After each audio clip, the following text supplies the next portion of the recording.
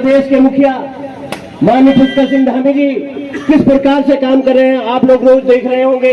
उनकी कर्मठता, युवा मुख्यमंत्री हैं और उनका काम भी दिखाई दे रहा है कि युवा मुख्यमंत्री के अंदर कितनी पावर है काम करने की। तो साथियों, ये बड़े सौभाग्य की बात है, भारतीय जनता पार्टी के केंद्रीय नेतृत्व ने माननीय त्रिवेंद्र सिंह रावत जी जैसे व्यक्ति को, जो इस प्रदेश का नेतृत्व कर चुके हैं, इस प्रदेश के मुख्यमंत्री रह चुके हैं, उनको जो है हमारे इस हरिद्वार लोकसभा क्षेत्र से प्रत्याशी बनाया है। ये हम सब लोगों का सौभाग्य है। एक बार त्रिवेंद्र रावत जी के लिए जोरदार तालियां बजाकर के जरूरत चाहिए। लंबा अनुभव है त्रिवेंद्र जी को, चाहे वो संगठन की बात हो या सरकार की बात हो, तो इसलिए बहुत ज्यादा हमें परेशान होने की जरूरत नहीं है। एक बात का हम विशेष ध्यान रखें कि हमें संगठन के बलबूते पे जो काम करने चाहिए वो करने हैं। हमें सरकार की उपलब्धियों को जनता तक पहुंचाना है। हालांकि सोशल मीडिया से आजकल सारी जानकारी मिलती रहती है, लेकिन उसके बावजूद भी हमारे एक एक कार्यकर्ता का यह अपना कर्तव्य बनता है कि जो भी जन कल्याणकारी योजनाएं हमारे प्रदेश और केंद्र सरकार से जो चली है उसकी जानकारी आम जन तक पहुंचाएं। और ये भी बताएं उन्हें कि किस प्रकार से माननीय मोदी जी के नेतृत्व में फिर से सरकार बनने जा रही है। जो आपने उनके 10 साल का कार्यकाल देखा, और यदि ये 25वीं बार 5 साल और होंगे तो काया पलट कर देंगे हिंदुस्तान की। ऐसा कोई क्षेत्र नहीं बचेगा जहां विकास न हो।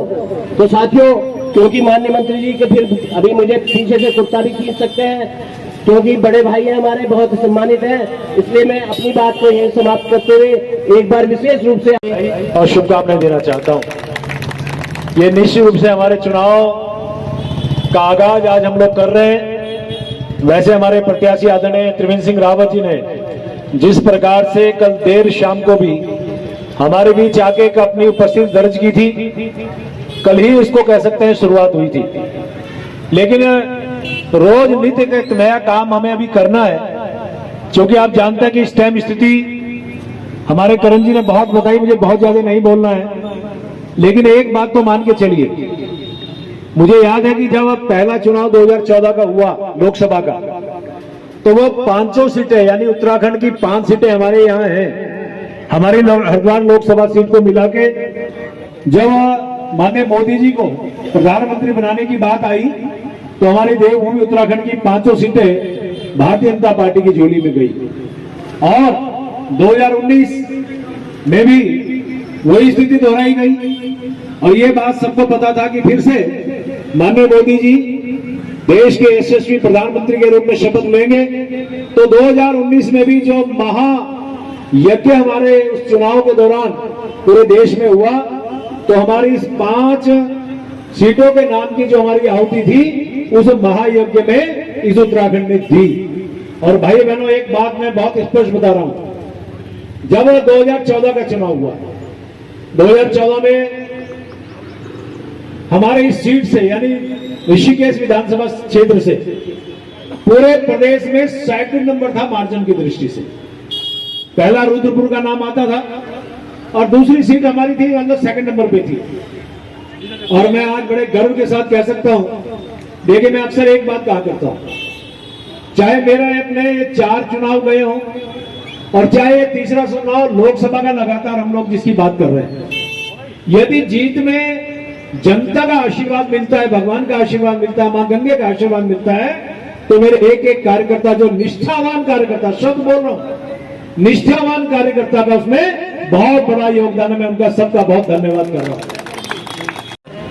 राम मंदिर निर्माण की बात करें, 3 तलाक की हटाने की बात करें, या फिर सीए लागू करने की बात करें, हमारे यहाँ यूसीसी लागू करने की बात करें, यानी कि अनेकों वो मुद्दे जो कभी सोच नहीं सकते कि वो होंगे, वो इस दौरान पूरे हुए। और जिस प्रकार से जनता के लिए जन कल्याण के काम माननीय मोदी जी ने किए, मैं तो एक ही बात कह सकता हूँ कि यदि मैं अटल बिहारी वाजपेयी का वो कार्यकाल छोड़ दूँ तो भूतो न भविष्य वाली स्थिति है। जो करिश्माई जादू आज हमारे मोदी जी का चल रहा है, तो मुझे उम्मीद है कि हमारे इस सीट से इस बार हमारी लोकसभा सीट में, और ये भी ये कहूँ कि मेरे प्रदेश में सबसे बड़ा मार्जिन रहने वाला होगा और विश्व की नहीं होगा, क्योंकि आज जनता में एक ही बात है कि फिर एक बार मोदी सरकार, अब की बार 400 पार ये नारा लगा रही है। तो हमारा जो ड्यूटी है, हमारे कार्यकर्ताओं की ड्यूटी है, उसमें हम लोग पूरी मेहनत करेंगे। मैं सबको शुभकामनाएं दे रहा हूँ और त्रिवेंद्र जी को अग्रिम शुभकामनाएं दे रहा हूँ। मंत्री जी, आज के जो 5 पैकेज के काम जो हैं वो हमारे यहाँ प्रारंभ होंगे। आप जानते हैं वर्षों से मेरी ये मांग, मेरी इच्छा थी, हमारे अनेकों क्षेत्रों में मांग थी कि यहाँ पे सीवरेज जहाँ पे नहीं है, और उसके साथ हमने ग्रामीण क्षेत्र को भी जोड़ा है, श्यामपुर और गुमानी वाला।